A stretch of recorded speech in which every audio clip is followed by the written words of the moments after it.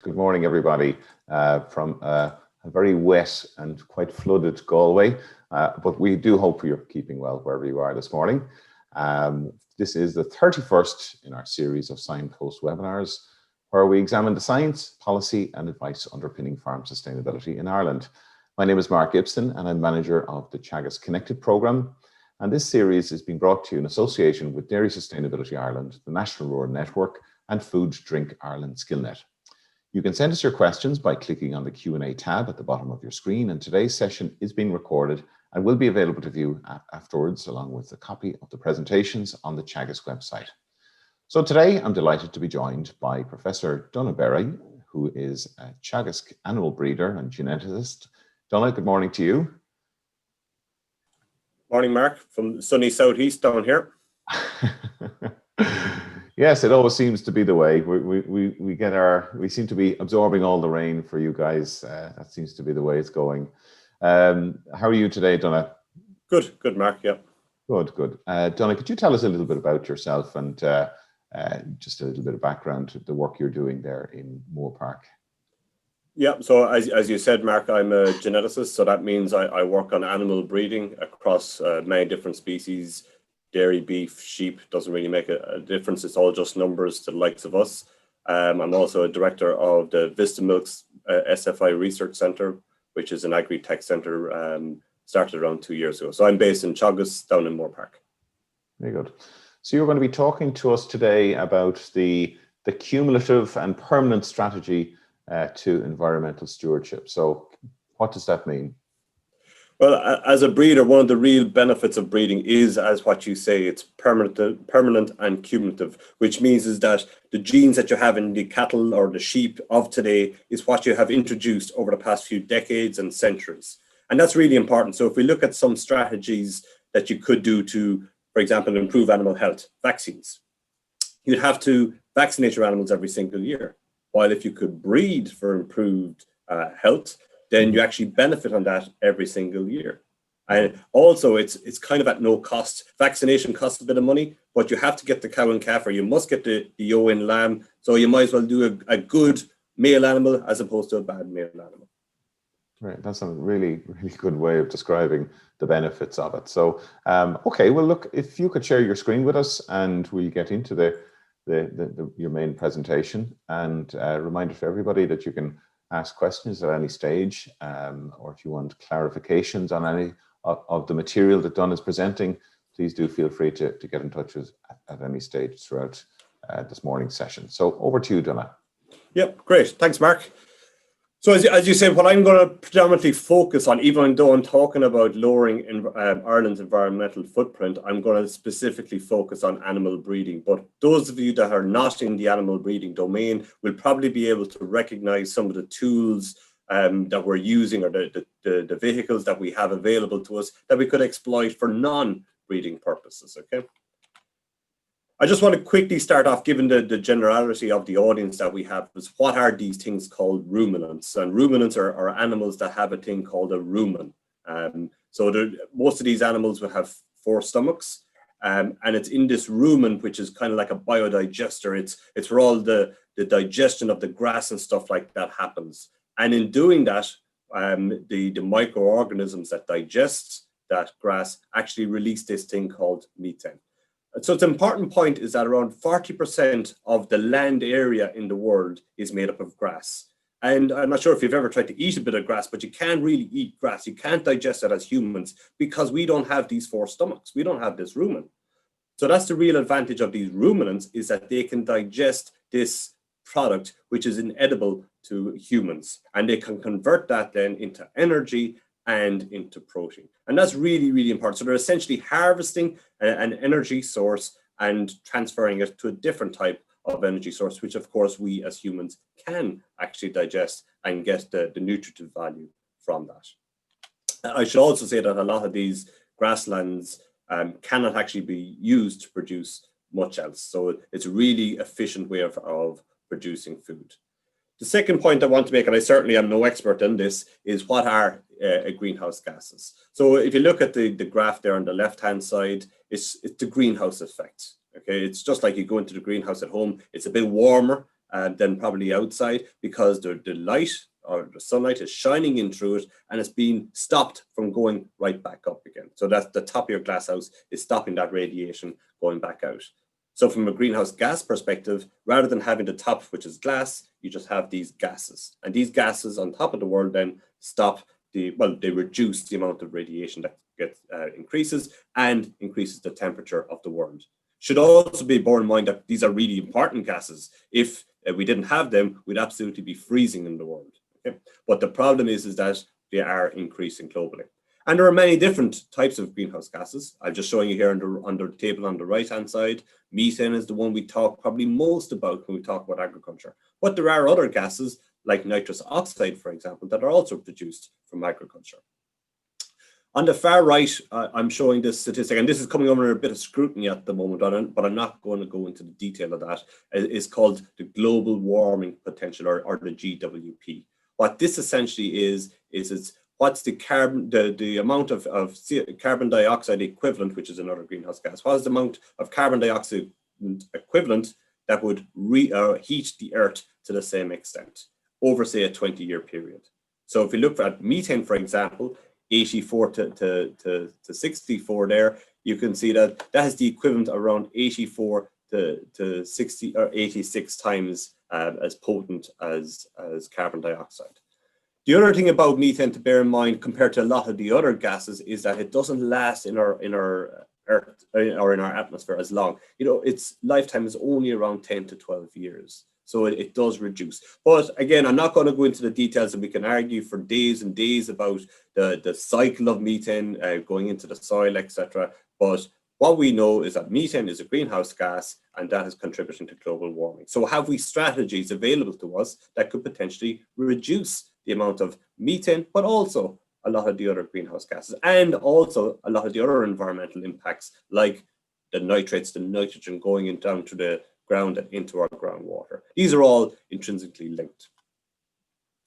And to do that, and we're getting a little bit technical, but let's take our time going through this. You may have already heard about this marginal abatement cost curve. Abatement is just really a fancy word for reducing. So can we reduce the environmental footprint of agriculture, and what are the toolkits available to us to do that?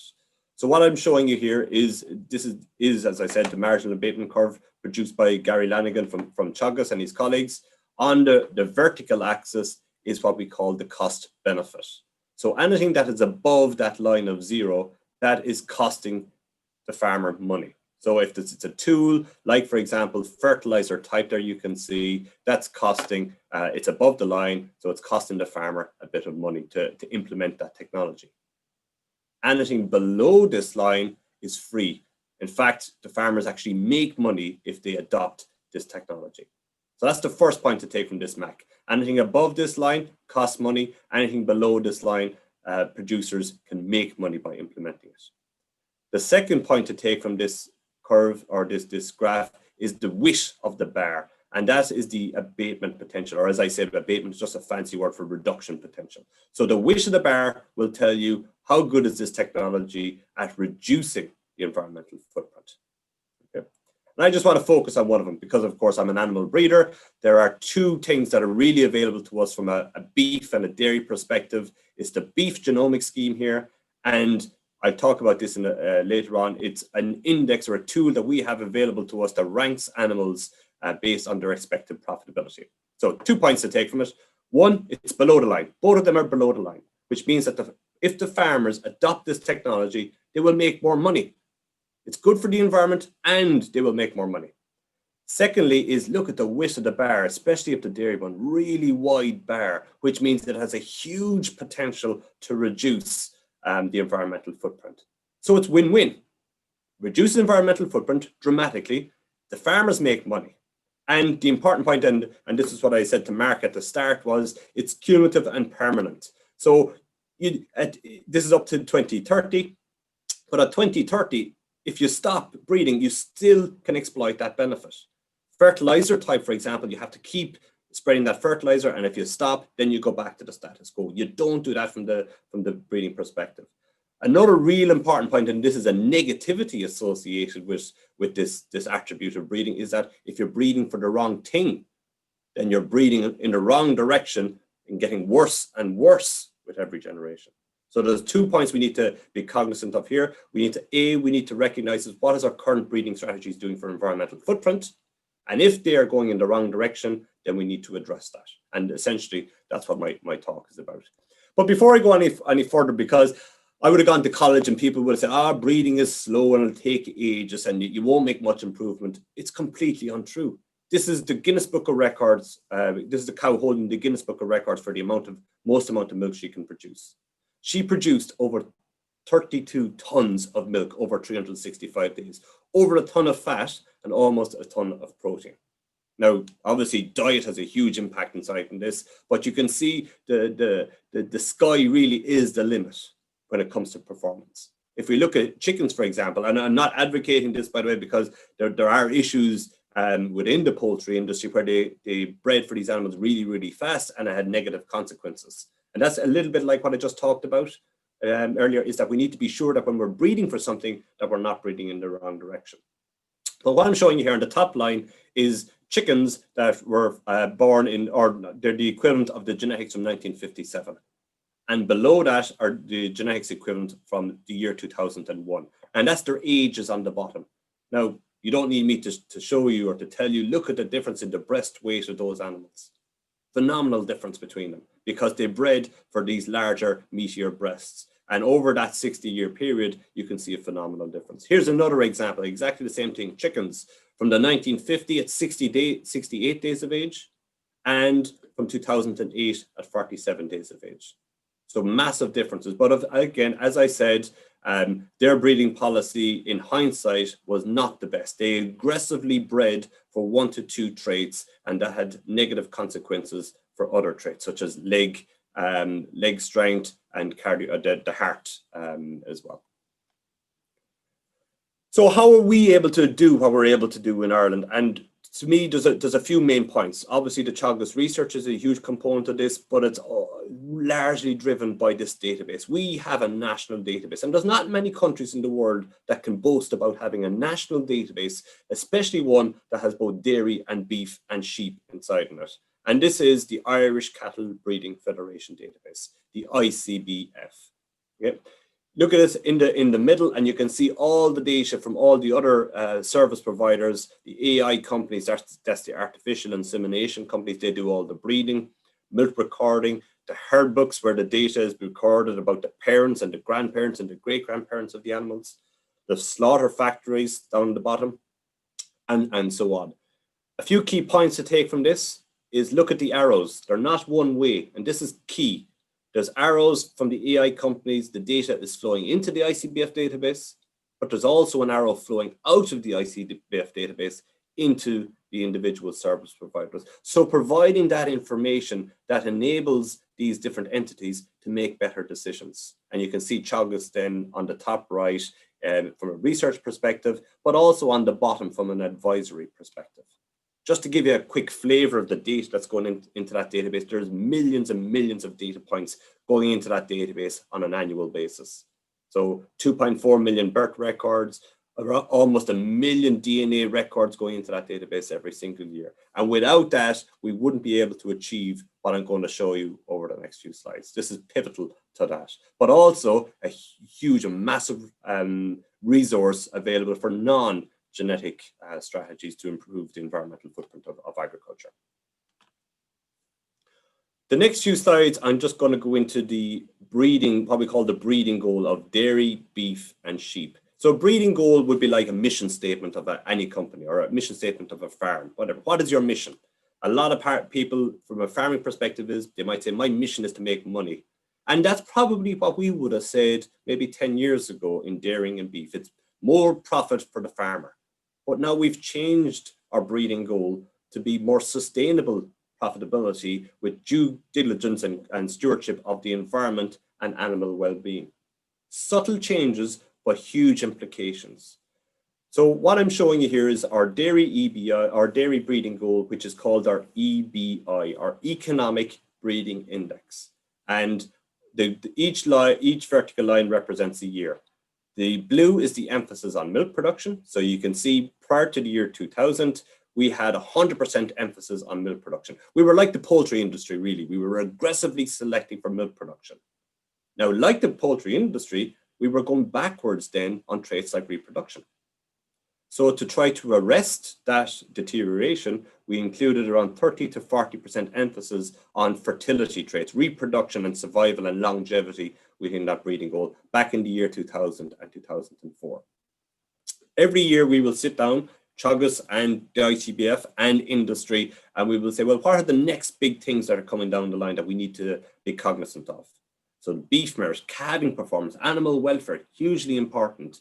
Maintenance, so the size of the animal. We want animals that produce a lot of valuable product, and by product I mean both dairy and beef, but do it without having to eat as much, so that they reduce the environmental footprint. Then animal health obviously is hugely important, and management. So the question I would pose, or the question you can pose to me, is what should be there in the year 2021 or 2022? And arguably there should be traits associated with the environmental footprint of dairy. So that's the one from dairy. I'm not going to go through it in any great detail. I'm just going to flash up these slides just to show you that everybody kind of talks about, a lot of people would say, oh, dairy is put up at the pedestal. It's driving on, brilliant breeding goal. They know exactly what they're doing. Not true. We're doing the same in beef and in sheep. So this is exactly the same thing. We have two breeding goals in beef. We have one to produce animals for slaughter or for harvesting. And we have a second one to produce cows that have good milk, good longevity, and good environmental footprint. Again, look at the complexity of these indexes. This is just showing the relative emphasis on the traits. So we can see that in the terminal index, this is the one to produce these beefy animals. Half of the emphasis is on carcass. That's what the farmer makes money when he sells it. But half of the emphasis is actually on the cost of production. So you have a dual objective here. You're trying to increase the revenue and reduce the cost. You can also see inside our feed intake. So around 20% of the emphasis on this index is on feed intake, and feed intake is strongly associated with methane. On average, and we'll talk about this a bit later, on average, the more an animal eats, the more methane it will produce on a daily basis. So that's the one for beef. Exactly the same thing for sheep. We're not going to go through it in any great detail, just to show you the complexity of breeding that exists. So there are many different traits within each of the breeding goals of dairy, beef, and sheep. And as I said, we sit down every year and we say, well, what are the new traits coming down the line? So calf vitality is going to become a big one going into the future, and product quality, and also environmental footprint. So if you looked back, and I went through them pretty fast, but if you looked at the names of those traits within the index, you wouldn't have seen any mention of environment. You wouldn't have seen nitrogen, or you wouldn't have seen methane or anything like that. But they are intrinsically inside of it. And what I'm showing you here, this is just dairy. I can show you very similar graphs for beef and sheep, albeit not to the same extent. This blue line here, so across the bottom is the year of first calving. This is a good metric to see how good your herd is improving year on year. And on the vertical axis is profit per lactation for the farmer. The blue line here is this breeding index. That's that first graph I showed you from the dairying perspective. So this is profit, EBI, increasing year on year. Look at this, the rate at which it's going from, it was started off pretty slow. Now with the new technologies that we have, like Gene Ireland and this DNA, this what we call genomic selection, is increasing that rapidly. We are doing it through an improvement in fertility. That's the green line. So our cows are getting more and more fertile. And you ask any farmer, well, is his fertility as good today as it was yesterday or last year? He'd say, yeah, maybe. But if you ask him, is his fertility as good today as what it was 10 years ago, the vast majority of farmers will say yes. And the vast majority of them will say, well, it's probably through breeding, because I'm feeding my cows the same. Exactly the same for milk production. Our profit from milk production is improving. So again, goes back to what I said from the beef. We are increasing the revenue through milk, because that's what the farmer gets paid for, but we're also reducing the costs. So we're improving the fertility. Now, Lauren Chalou has done some work on this based on research in Teagasc, and what he has clearly shown is that from this strategy of just breeding, without any direct emphasis on methane or anything like that, we are improving the carbon footprint of our animals. In fact, over that 20-year period, we have improved our carbon efficiency per kilogram of output by 14%. Incidentally, we've also improved the efficiency by which these animals use their nitrogen. So it's a real benefit for the environment. But the great thing about it, it goes back to my MAC curve part, is that farmers are actually making more money as well on top of this. So today, the cows on average are 320 euros more profitable. This is in real terms, so you've accounted for inflation, than the cows of 20 years ago. And they're more carbon efficient. So win-win. But we're not happy with that. This is a bit of a complicated graph, so we'll go through it slowly. What we have developed is what we call a carbon index. So the EBI, the economic breeding index, was putting values on all of these traits for their contribution to profit. So Lawrence Chalou has done exactly the same thing, except he's actually put a value on each of those traits for their contribution to carbon. So if the animal weighs more or eats more, then it should produce, all else being equal, it should produce a higher amount of carbon. If it's more fertile, if it can calve earlier in the calving season, it can have more grass in the diet, which is more carbon efficient. So that would reduce the carbon efficiency. Okay. What I'm showing you here is these are all the bulls that are available in Ireland. There's around 4,000 of these bulls available to dairy farmers in Ireland. On the bottom is this economic breeding index, or this EBI that we talked about for the last few slides. That's what farmers are currently using. On the vertical axis is this new potential index, which is based not on economics, but on carbon output. So as I said, every one of these is a dot. What you can see, two things I want you to take from this line is that it's going down. So as you increase EBI, as profit per lactation increases, or as the breeding strategy of farmers, as they keep going the way that they are actually reducing the carbon footprint on a per cow basis. This is really, really good. This is a really good, it's probably called a correlation, is the strength of that relationship. It's a really strong relationship, okay? That's the first point. The second point is I've colored them differently per breed, and look, there's not that much of a difference in the breeds. There are some really good of these, what we call Holstein animals, but there are also some good other breeds like Norwegian Reds and Friesians. But also you go to the other side of it, there's some bad ones there as well. And this is what breeding is trying to do, is trying to identify the good animals and the bad animals. The second point I want you to make, and I'll come back to this, the second point I want you to take is there's variability. So for the same EBI of 100, look at the variability that exists in their carbon output.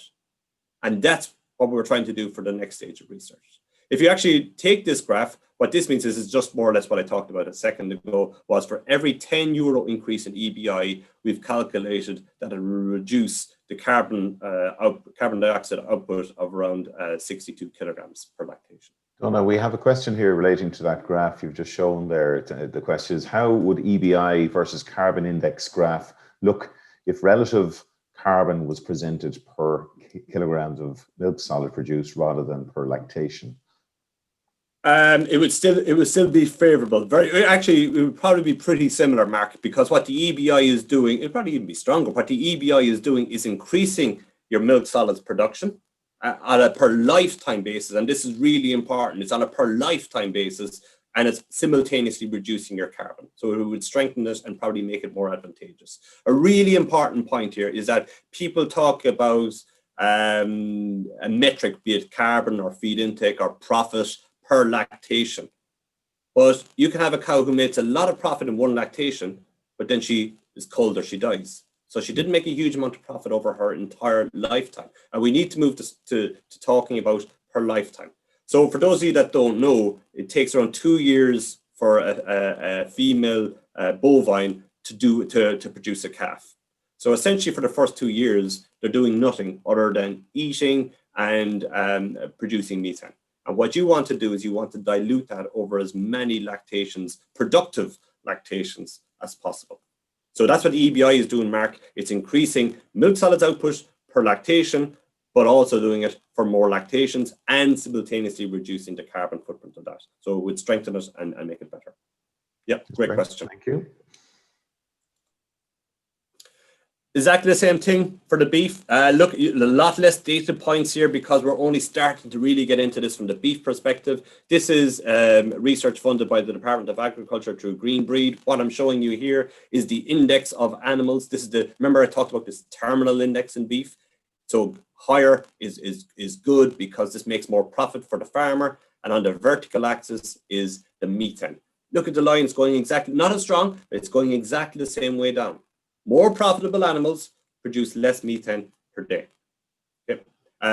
And Mark, going back to that previous comment, on a methane per kilogram of feed intake, it doesn't actually change at the moment. And this is what the next piece of research is about. Now, it's very preliminary data, but it is reducing methane per kilogram, or daily methane output, but it is not affecting methane per kilogram of dry matter intake. But if you look at it from a terminal index perspective, every 10 euro increase in the index value will reduce methane. So that's the one for, firstly for dairy, then for beef, and then for sheep. And this is even more in its infancy in the sheep. This is work that's been undertaken by Noreen McHugh in Athenry with sheep in conjunction with Sheep Ireland.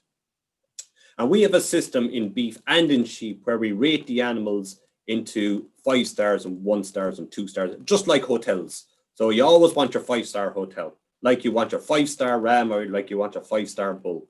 And when Noreen has these animals that are 5-star in genetic merit and 1 star, she's comparing them for performance, for growth, for feed intake, but also for methane. So when she has looked at it, the 5-star animals are producing, you can see here, 7.87 grams of methane per day, while the 1-star animals are producing more, 8.5 kilograms per day. So again, very preliminary, very small data set to start with. I've done no statistics or anything like that because it's just a look-see at the moment, but it's in the right direction. And it's how we would expect it to be. This is also per day. So when you can add this together with longer lifetime and shorter age at slaughter, then you're actually having a way lower environmental footprint on the whole farm level, which is key. And Mark, maybe we can talk about this one in a second, but I would pose to the audience, well, what's missing? These are what I think is missing from our breeding goal. Product quality, milk and meat. Actually, on the 24th of September with Meat Technology Ireland, we launched the first ever national multi-breed genomic evaluations for meat tenderness in beef cattle. Okay. Feed intake and efficiency. Yes, it's in there from a beef perspective, but I think there's a lot more we can do from that perspective, but also in dairy and sheep. Animal health and well-being, you would have seen it in the dairy index. Also calving performance and lambing performance is in there from the beef and sheep perspective. I think there's a lot more we can do about it. Improving the health status and the animal well-being status of our animals. And then in red, I've highlighted environmental footprint, which I'll talk about for the next few slides. And then of course, question mark, because this is a never ending game. We're always trying to look at what's coming down the line and try to address it before it happens. So any animal that is if we select a male animal for breeding today, it's really around 4 to 5 years before his daughters will actually start performing. So we're trying to guess what are going to be the big issues in 4 to 5 years' time.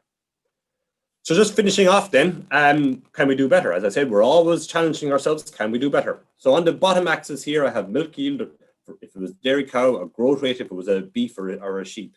And on the vertical axis is meat production, methane production. What we can see, and this would be typical enough, I just made up this graph, is that for higher the milk, the faster growing animals produce more methane per day because they're eating a lot more. But just let's look at this one. If you had an animal yielding 20 kilograms of milk, one of them is here, and one animal is here. They're both yielding the same growth rate or same milk yield, whatever, it doesn't make a difference. But look at the difference in methane. Okay, so for the same output, there's a doubling almost of the difference in methane. And as breeders, what we're trying to do is to identify these animals down here. The productive animals, they have to be productive, but also have a lower environmental footprint. The question is, as I said, I just made up this graph, so I don't know what this variability actually is. And is it worth chasing? So I can guarantee you there is variability. We have seen it, but is it worth actually putting a huge amount of money into developing a breeding program to exploit this variability? And we don't know the answer to that one yet. So to do that, I'm almost finished. We have we have bought the only two systems in Ireland to measure methane outdoors. You can Google VistaMilk and methane, and you'll see a YouTube video about how we actually do it in dairy cows. This is in the ICBF in Tully, funded through the likes of Greenbreed and the Department of Agriculture. This is a beef animal inside measuring his methane, and this is a sheep inside in what we call a portable accumulation chamber, also measuring the methane.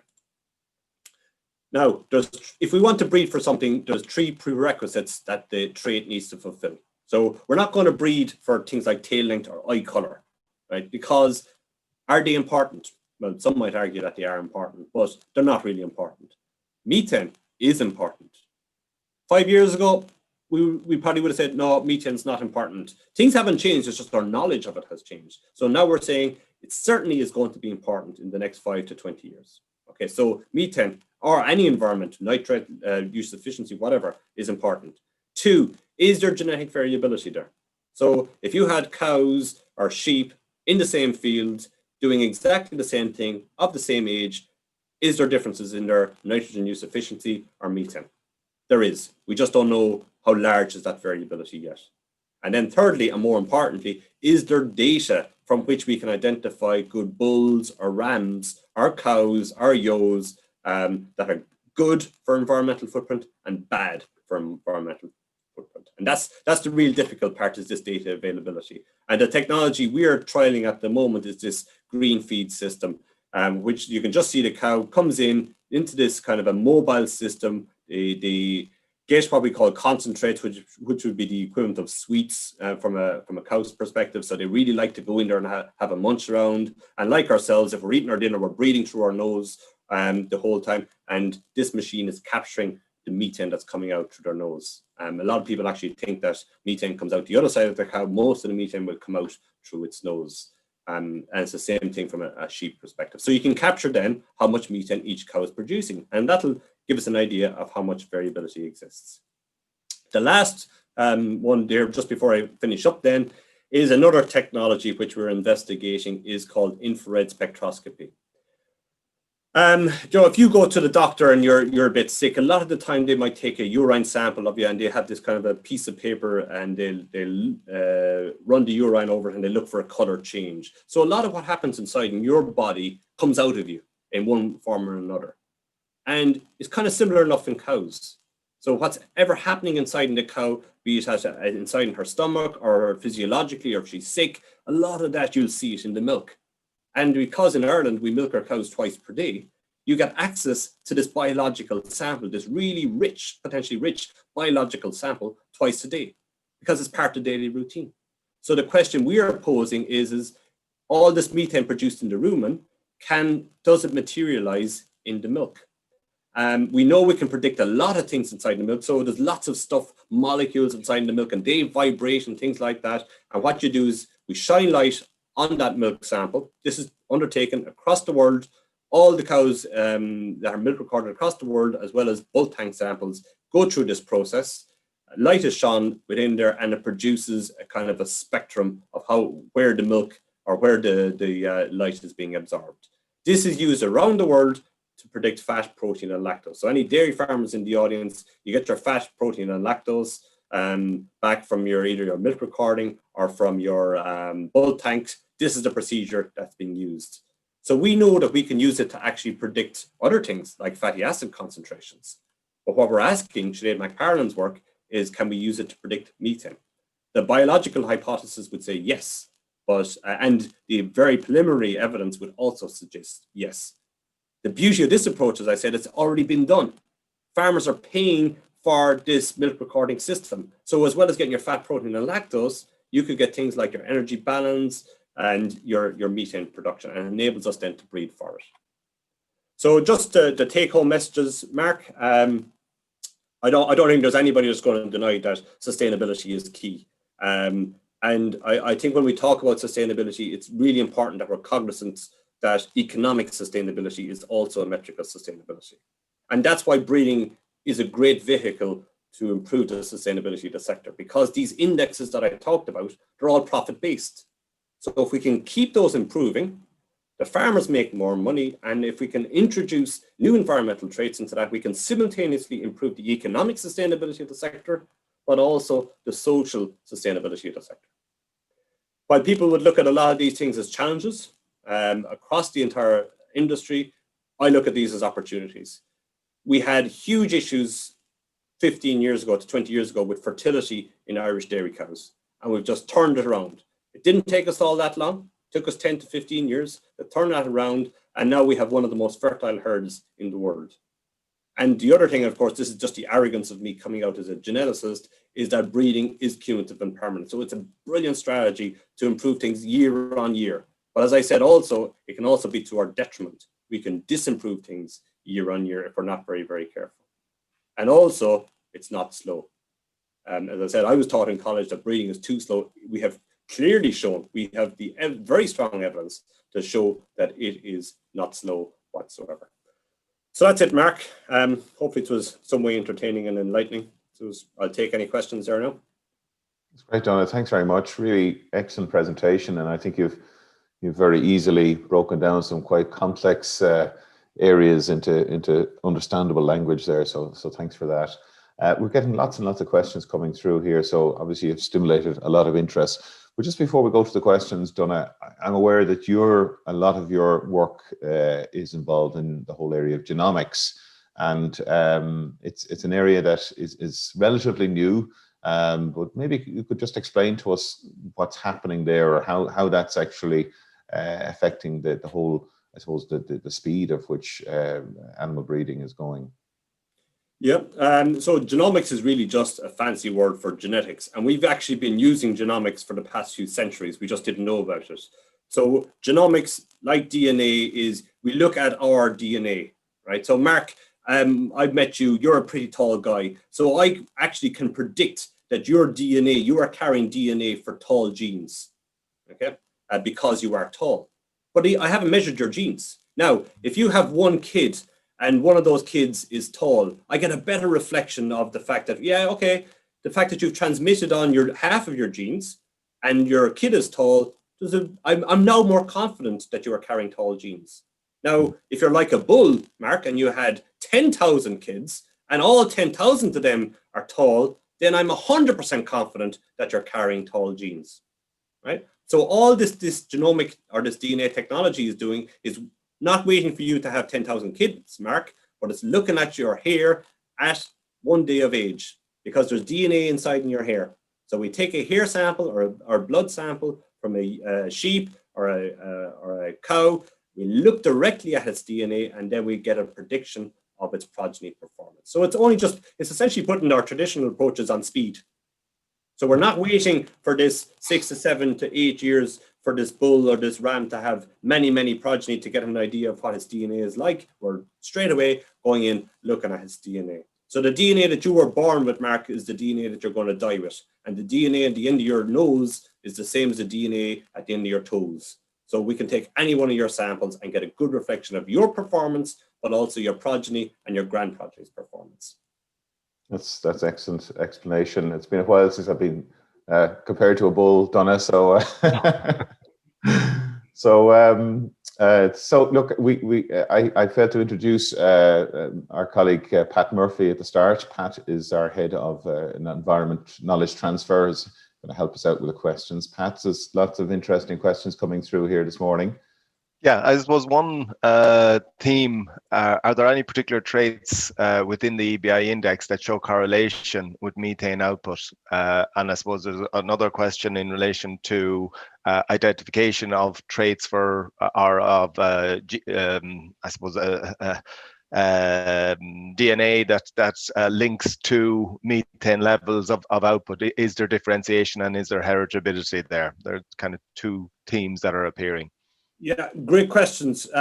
So the first question was about relationships between traits and let's call it environment, right? Bigger scheme. Yes, there is relationships between traits. On average, the more a cow produces, the faster an animal grows, the more it will eat, and therefore the more methane it will produce per day, right? That's fact. But it's on average. And what I showed you in my second last graph was that scatter that exists. So there is a relationship, but as geneticists, what we try to do is break that relationship and look for animals that are high performance and profitable, but also have a lower environmental footprint.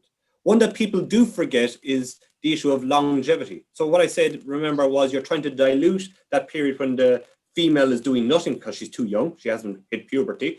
All she's doing is producing methane and excreting nitrogen, and you want to dilute that over a longer time period. The third point, from an Irish perspective, we know if we, depending on the analysis that you do, but this thing called complete life cycle analysis, which accounts for everything, like it accounts for how the feed was produced. Grass-based systems have a low environmental footprint. So if we can maximize the amount of grass in our dairy cows' diet, we will have a lower environmental footprint for the entire sector. So by having good fertility and getting our cows to calve earlier at grass, maximize amount of grass in the diet, we can reduce the environmental footprint. Your second question was on the heritability of methane production. So heritability is a statistic that we use, is technical, and it tells you how much of the variability is due to genetics. So you go into a field of cows and they're all fed the same because they're all in the same paddock, but there's differences in milk yield. Why? Well, probably because of genetics. So 35% of that difference is actually due to genetics. 50% of the difference in the protein composition is due to genetics. 35% of their differences in their weights. You know, you have big cows, you have small cows, is due to genetics. Mark, go back to you. 80% of the differences in height in humans is genetic. That's what heritability means. The indications, no data from Ireland yet, because we're just collecting the data. Indications are that 17% of the differences in methane production are genetic. Okay. And your point, it was inside that was the pieces of DNA associated with methane. I come from a school of thought as breeders where we're not actually interested in the pieces of DNA that causes these differences. People have looked at this over the past 30 years. They failed to find anything really associated with any of these traits. We look at the entire DNA complement of the animal. So it's not looking for the genes that are associated with height and mark. We're looking for the entire DNA profile that's associated with height. And that's the safest bet. If you go after individual genes, you don't know what the repercussions actually are for other traits. Donagh, we have a few questions, Donagh, in relation to animal health, particularly in relation to disease. Are there possibilities there for us to breed animals that are resistant to TB, for example? Or we know that there's growing issues with antimicrobial resistance and wormer resistance. Where do you see the potential there? Yeah, so I don't think, with the exception of a few genes or a few traits that are yes, kind of no, or yes or no's, I don't think we will ever eradicate any disease through breeding. Right now, we did launch, again funded by the Department of Agriculture, we did launch national genetic evaluations for TB last year. Right, so it goes back to my 3 points, Mark. Is it important? It certainly is important. It costs us 80 million euros a year as an industry, TB does. 2, is there genetic variability? This was Pat's question. 18% of the differences or the susceptibility to TB is genetic. And 3, have we data? And that's the one that we always trip up on. Have we data? Every farmer in Ireland, beef and dairy, is subjected to an annual TB test. So we had the data. We call a lot of these data, the fancy word for them is called phenotypes. But I call these ones phenotypes because they're free. They were already in the Department of Agriculture database. So it enabled us to do a national genetic evaluation and the farmers didn't have to do anything. So now the farmers can go on and they can look at bulls who are carrying more susceptible or less susceptible genes to tuberculosis. Same thing, Mark, then about the rumen fluke and the liver fluke. We actually launched national genetic evaluations for liver fluke at the same time, the parasite of the liver. Why? Is it important? Yes, it certainly is important. 2, is there genetic variability? Yes, around 2 to 3% of the susceptibility is genetic. 3, the one we always trip up on, do we have data? Well, actually we do, because every single carcass that is slaughtered in a slaughtering plant in Ireland is inspected for liver damage. So we actually had a phenotype again. Now, goes on to your new traits, Mark, and I know I'm talking away here, mastitis. Is it important? It certainly is. And let's do mastitis and lameness together. Are they important? Really important. Two, is there genetic variability? Yes, around 3% of susceptibility to mastitis and lameness is genetic. Three, the one we trip up on, have we data? And this is where we're falling down here. We don't have a huge amount of data. Dairy farmers, beef farmers, maybe to a lesser extent, do record lameness and mastitis. They record it, especially when they treat it, because it goes into the dump line. The problem is they put it at the end of the milking, on the whiteboard or the blackboard at the end of the milking parlour, and it never makes its way into the ICBF database. Are they not relatively small percentages, though, Donagh, the 1 to 2% you talk about that's related to genetics? Just to challenge you on that. Brilliant question, Mark. And again, this is what I was taught in college. This trait, there's only a small amount of it is genetic, and therefore you can't improve it. We have quite clearly shown that is complete and utter rubbish. So fertility, you ask any dairy farmer, Pat will tell you, fertility in the Irish dairy herd has improved dramatically over the past 15 to 20 years, predominantly from breeding. How much of that is genetic? Any idea? 2 to 3%, Mark. Right. So we have done, as geneticists, hands up, we did a great job in absolutely destroying fertility prior to the year 2000. And now we've done a huge, brilliant job in improving fertility, even though it was only 2 to 3% genetic. So we can do cumulative effect. Yeah, the difference, Mark, was that post BSE we had to record birth dates, and therefore we had calving dates, and therefore by extension we had calving intervals and survival. So we had the data again freely available to us. We don't have it on the health traits, and that's a real bugbear of mine, is that we need access to this health data. There's a question here, just says, great presentation. Just wondering, the more we harmonize traits for commercial gain, do we reduce the natural genetic diversity in a given species? And could this pose a longer term threat to population resistance for future threats such as new diseases?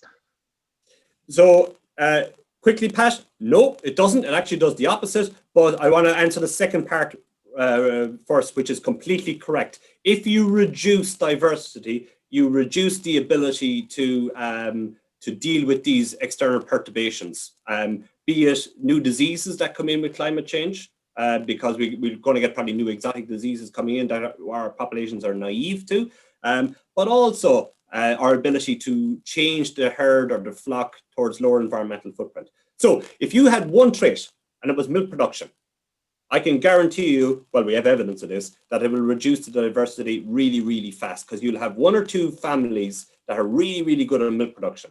Now, if you widen that to have milk production and fertility, you actually widen your genetic pool. So the more and more traits you include, you actually, because it's like being a master of all. You have to, you can't get these guys who are masters of all. So you have to keep identifying these new families and interbreeding them to actually improve genetic gain. Another real important point is that it's really hard to get rid of genetic diversity. And I can show you experiments from the US, from Iowa, where they have started with 6 ears of corn 116 years ago. And they only use those 6 years of corn. And they can still make massive genetic gain. Halfway through the experiment, they changed their breeding goal, and they actually also had massive diversity within there to react to a particular change in demand. So don't be overly worried about diversity. Another point before I stop, I know I'm rambling, is that farmers really have little to no input in diversity. It's driven by the top of the breeding pyramid, which are the breeders and the AI stations. So the farmers who use AI, they might think that they're picking their bulls, but they're only picking the bulls that are made available to the AI stations. And we have breeding programs that Teagasc are involved in trying to maintain the genetic diversity across generations. So really, really important, but I would say, Pat, don't be worried about it. Okay. And another question there in relation to the potential impacts and potential opportunities in relation to the quality of the food that we produce. Are there opportunities there, or are there threats in relation to it from the breeding policy? So like I said, the opposite to opportunities is threats. So I would argue there is massive opportunities. And I think, like, if you think about the fact that we export, 95% of our beef and our dairy, we're the 5th largest exporter of beef, we're the 10th largest exporter of dairy in the world. We have this selling point, this unique selling point of grass-based, welfare-friendly, etc. But people are catching up to us, and they're catching on to us as well. So we need to look for this new point of differentiation. And I would argue it's going to be in the nutritive value of our dairy and our meat. As I said, with Meat Technology Ireland, we launched the first global index in the world rating for animals who have superior tenderness, juiciness, and flavor. Can we bring that to vitamin E, other micronutrients? I would argue we can. I have yet for somebody to tell me a trait that is not under genetic control. Goes back to Mark's point. Even if it's only 1% under genetic control, we can do something with it. Same for milk. Right? We got things like omega-3. We see a lot of these products now, omega-3 for your for brain development in chickens. Another good one is A2 milk. People might have heard about A1, A2 milk. Very tentative links with human health, right? And we can argue for this for a few days as well. That is just affected by one DNA variant. So the DNA variant of the cow will determine whether she produces the A1 milk, which is some would speculate has negative or adverse human health consequences, or A2 milk. So we could change like that the national herd to producing A2 milk. I think it's something that we really need to start focusing on. Okay. Question there, just as a great presentation on a complex subject. Dairy breeding seems to have left beef merit of male calves behind. Is this being addressed? Firstly, acknowledge, yes, it has under the current system of beef production, which is your fillets and your steaks, etc. Is it being addressed? Yes. Well, I think we might have to look at this in two ways. We have to probably look at how we define beef at the moment. If we look at the price trends, right, these high value, the stuff when you go into the butchers and you see the steaks in front of you, they haven't really changed massively in price over the past 10 years. While the more processed meat, the minces, etc., are increasing. And we're probably going to see a lot more of this actually through COVID as well for these ready-made meals. So these excellent quality animals that we're used to for the past 20 years, the differential is actually reducing relative to the lower quality ones. Now, the second point is the environmental consequences. So if we can get animals that are slaughtered at a younger age, albeit maybe not to the ideal conformation score that we wanted heretofore, they could actually A, be more profitable because we're not feeding them for longer, farmers are not feeding them for longer, and B, they could actually be more environmentally efficient. Okay, so that's the first point. The second one then is, are we addressing it? We have a new index, which I didn't present there, which is called Dairy Beef Index. We launched that around 2 years ago, which is for the identification of beef bulls for use on dairy cows that will have minimal animal welfare consequences. So it won't increase calving difficulty, but will also have good growthy animals that the factories currently want, the meat factories currently want. So that's trying to negate the impact of the dairy herd reducing in size, and conformation score in particular is the one that we're really seeing as an issue in the dairy. Donagh, we have a question here in relation to the health traits. It says lifetime performance requiring 5.5 lactations. Are dairy health traits going to be strong enough to prevent high vet labor issues in managing older herd profiles? I think that's a really good question in terms of the costs of cesareans and so forth. Yeah, I don't know if that person has heard me going on about that. This is my new bet one as well, is that I think my saying is that health is going to be the new fertility, right? So our cows on average, dairy cows are living for around 3.2 lactations, right? So that's around 5.5 years, let's say. We want them to live for another 2 lactations. So we want them to live from 5.5 years to 7.5 years. Now, humans in Ireland live for 78 years. So a cow year is the equivalent of around 12 human years. And we're asking cows to live for 2 more years. So essentially, Mark and Pat, I'm asking you guys to live for another 24 years. So what's going to catch you? It's going to be your health. You go into the hospitals today. I'm not the people in the hospital. It's all old geezers are inside in the hospitals, right? And cows are going to be the same. As our cows get older, health is going to become more of an issue. Legs, from a dairy perspective, because they're walking for 2 more years, all that distance. Feet and legs are going to be more important. The conformation of the udder is going to become more and more important because they're milking for 2 more years. And I think we're going to hit a big problem in the next 5 to 7 to 10 years unless we seriously address these health things. But I always throw it back to the farmers, is that I can't tell you what is a good bull or what is a bad bull without the data. without the mastitis data and the lameness data. Same with sheep, right? Lameness, big issue in sheep, right?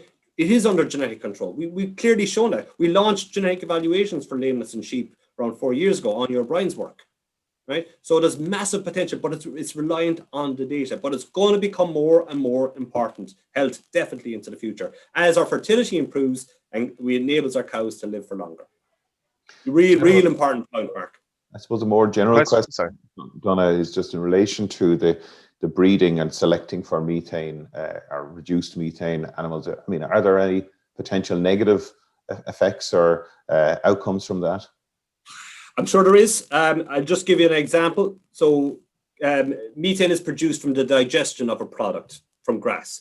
So an easy way to probably reduce methane is to get the stuff to go through the cow as fast as possible with no bugs inside it that digest it.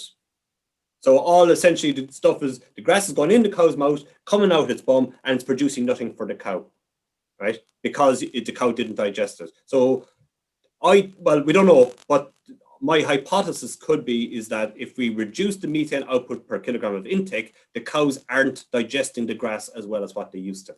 So what we might want to do, and we don't know the answer to this, right? But what we might want to do is to get the cow to eat less, right? Grass. It has to have the capacity to eat grass, but to eat less grass, but to digest it better. So to produce more per kilogram of what it eats, but to eat less kilograms and therefore produce less per day. And a little bit back to Pat's point about the metric. I was talking about total carbon output, and Pat's first question, or no, your question was, well, what about methane output per kilogram of milk solids? And I'm still sitting on the fence. We need to look at these metrics as what is the best metric to use here. So yeah, I think undoubtedly, Pat, everything is negative. There's a reason why these cows produce methane. Ruminants produce methane. There's a reason why they do it. Like evolution over the past few millennia have enabled this to happen. So. Question there, how much are stock bulls holding back replacement breeding for both dairy and beef? They are holding it back, Pat. The extent of what they're holding it back, it'll be difficult enough to quantify, but don't shoot them completely. Like, I know I'll be shot for probably saying this, but stock bulls, the vast majority of the stock bulls are AI bulls in themselves.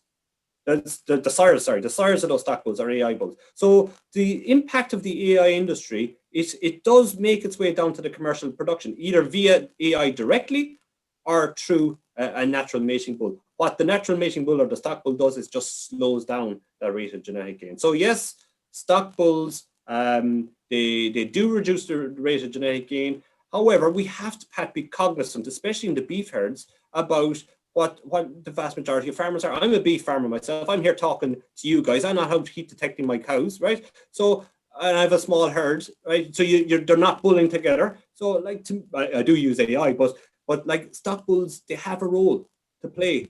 I'm probably going to get destroyed on Twitter for saying that, but they do. We can't always go with the best science, right? The science is telling us to slowing it down, but we have to be cognizant of the demographics that are actually out there as well. I suppose if we finish some of the questions are alluding to thoughts of Mark having 10,000 children is.